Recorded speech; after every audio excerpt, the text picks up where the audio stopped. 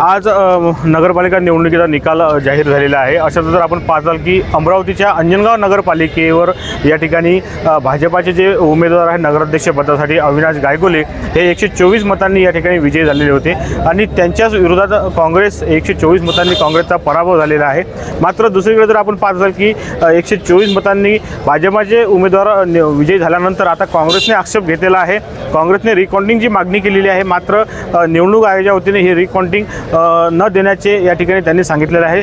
तुम्ही न्यायालयामध्ये धाव घेऊ शकता अशी सुद्धा माहिती निवडणूक आयोगाने संबंधित जे काँग्रेसचे नगराध्यक्ष पदाचे उमेदवार आणि जे काँग्रेसचे नेते आहेत त्यांना दिलेली आहे। मात्र जर आपण दुसरीकडे पाहत असाल की सध्या अंजनगाव नगरपालिका कार्यालयासमोर जर पाहिलं तर मोठ्या प्रमाणात तणावाचे वातावरण आपल्याला दिसून येत आहे।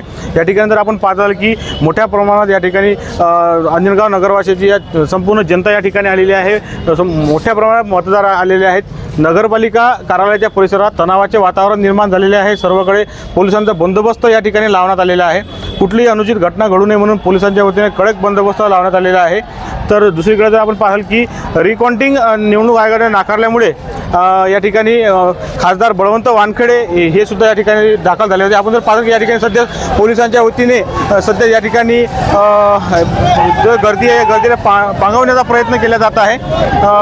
कुठेतरी तणावाचे वातावरण या ठिकाणी आता दिसून येत आहे। गर्दी पांगवणे मोठ्या प्रमाणात गर्दी झाल्यामुळे पोलिसांच्या वतीने या ठिकाणी गर्दी पांगवण्याचा प्रयत्न केला जात आहे। खासदार बळवंत वानखेडे हे 2 तासापासून या नगरपालिकेवर ठिय्या मानून बसलेले आहेत। यशोमती ठाकूर काँग्रेसचे नेते ह्या सुद्धा या ठिकाणी आलेले आहेत। त्या ठिकाणी त्या निवडणूक आयोग जे आहेत त्यांचे अधिकारी यांच्या दालनासमोर ठिय्या मानून बसलेले आहेत। जोपर्यंत आम्हाला रिकाउंटिंग मिळत नाही तोपर्यंत आम्ही या ठिकाणून हटणार नाही अशी भूमिका या ठिकाणी खासदार बळवंत वानखेडे आणि यशोमती ठाकूर यांनी घेतलेली आहे।